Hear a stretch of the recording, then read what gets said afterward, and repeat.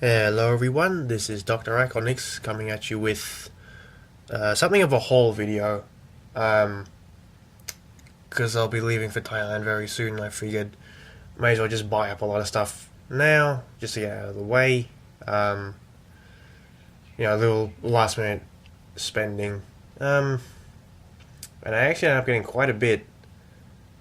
So, I guess to start off, I bought some things locally, so I got some CDs at a little place called Heartland Records in North Melbourne, which will only mean anything to any Melburnians here.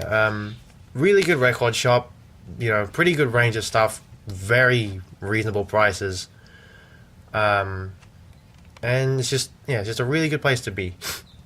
Really good atmosphere. And the things I got from there are, let's see here. I got a Lordi album, because everyone needs a bit of monster metal to start their day, and that's quite pertinent to the rest of the video. Got an Iron Maiden CD, because I realized I didn't have this one already, so I figured I might as well pick that up. Devon Townsend project, because I actually really like more experimental music. And this only cost me $1. It was a very strange thing to see. The Chef Aid South Park album. Looking forward to opening that up. And then aside from that, I also got a bunch of toys from Japan, as per usual. And I'm surprised that they all came on the same day, so... Well, let's see here. Okay, so...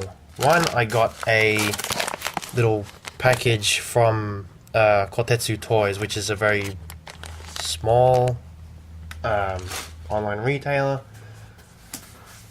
They charge a bit much, but they do have some pretty, unique items, so I guess that's the trade-off.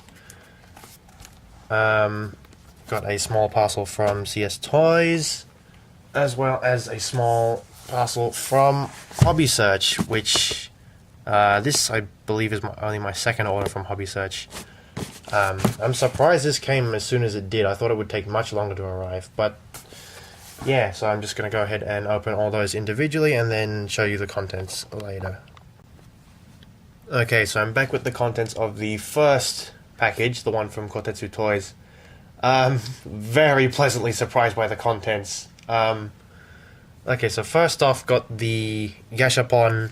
Oh, where is it? Okay.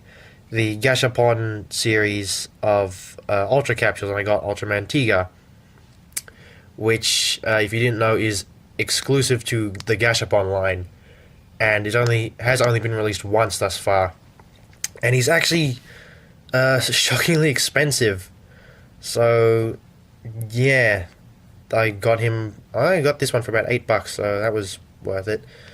I noticed there's actually a lot more resistance on the slider than there is on the normal DX ones, which I actually quite like.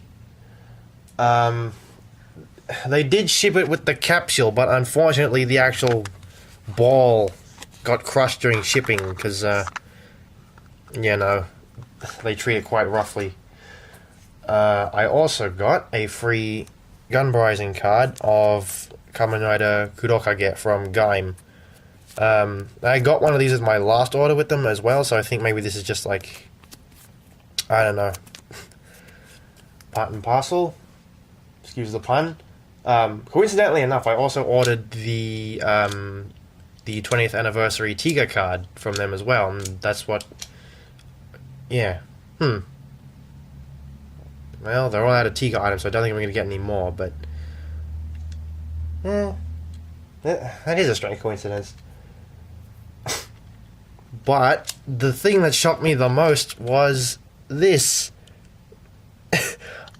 They got a free Kamen Rider Amazon's Astro Switch. That's really cool, but the problem is I don't have a Forza driver, so I can't actually use this. yeah. I mean, I do really like Kamen Rider Amazon. He's probably my favorite Showa rider. But I never would have thought I'd end up with a Astro switch of him.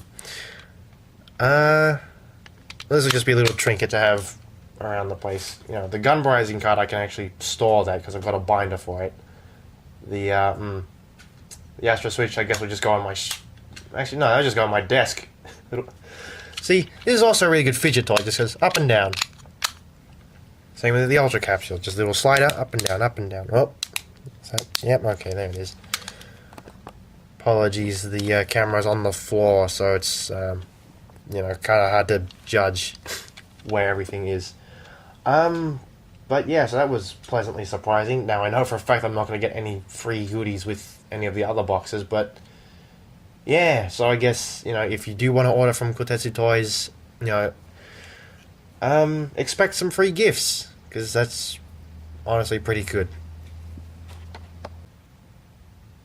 Alright, so back again, this time with the contents of the CS Toys parcel. Something I probably should have mentioned at the start of this, I excuse if I sound a bit nasally. I have come down with a cold. Hopefully it doesn't persist all the way until Saturday, but hey. So one thing I got from CSO's package is a Q Ranger license. I haven't really kept up with Q Ranger. I've only watched like the first 3 episodes. I mean, from what I remember, it was actually pretty fun. But yeah, I just kind of fell out of it because I started watching Q Ranger when I was still on my massive Star Wars kick, so it kind of fit, but then at the same time it also kind of like drove me out of it. Whereas of course now, I'm completely on an ultra kick now. So I'm on an ultra high. There's a joke no one's gonna get. But the main contents are the main contents of the package were the high grade, or the HD Gashapon Shing Godzilla Set 1. So this comes with the 54 Godzilla, the 89 Godzilla, and then Shing Godzilla as well. And of course, by the time that this video comes out, they'll have released the 3rd set, I think, which comes with... It's all Shing Godzilla, but what is it? It's Kamata-kun, I don't think they're re-releasing Shinagawa-kun, but they've done, 2 versions of Shing Godzilla. They've got one where he's, breathing the atomic laser, and then there's another one where he's frozen and he's got the, the 5th form coming out of his tail. Yeah, I was very slow to get this, but I'm surprised CSI still had it in stock. And then I also got 3 rare Ultra Capsules, from the same series as Tiga, although Tiga, admittedly sold out at CSI's very quickly, so got these instead. These are, they'll show up, Windam, the first capsule monster, Ultraman Great, the first and only Australian Ultraman, and Ultraman Powered, who is best remembered as being, the American reboot of Ultraman. And also, I think, partial inspiration for Jeed, because he's got, the blue eyes and, like, the very striking body marks, and, like, the bladed bits on his arms. But, yeah, I'm just, because at this point, I know I'm probably not going to get all the Ultra Capsules. I'm just going to try and get as many as I can, including rare ones like this. But yeah, that'll be that. So now onto the last box. And we're back. So as you may have noticed, the last 2 parcels contained collectible items. They contain little trinkets. With the hobby search on, I decided, just go for some traditional Sofubi's, because it's actually been a while since I bought some. And yeah, the ones I got were ones that I'd had my eye on for a while, and by the time I got around to them, Hobby Search only had like 1 of each left in stock. So I figured, now is the best time to do it. So I got the Ultra Monster Series number 78 Legionoid Alpha, which I was really excited for them to release because I actually really like the Legionoids. They're just, fodder monsters. I guess I could equate them to the B-1 battle droid from Star Wars. Like, they're completely expendable, but, they're massable, they overwhelm their enemies. They go down very easily, but, they're just cool to look at. And they do serve a purpose. So, yeah. Very glad to finally have one of these in hand. It's a shame that the drills, they're glued in place. They don't actually spin. But, yeah, there's that. I also got for, the current run of Geed, I got Ultra Monster number 80, Earthtron, which I think is just adorable because I've actually got the original Ultra Monster series Earthtron, number 20, sorry. So this is basically just, a juvenile to go along with that. I'm really glad that they decided to sort of upscaled the candy toy mold as I expected, but they still tried to incorporate as much from the larger figure as they could in terms of the design. And so you end up with actually a very well-rounded figure. I mean, yeah, he's missing paint here and there, but overall, actually, not a bad figure of Earthtron, especially if you missed out on getting, the original release. This is definitely something you should consider. And then got some heroes, which I haven't bought a new Ultra Hero since last time I was in Thailand.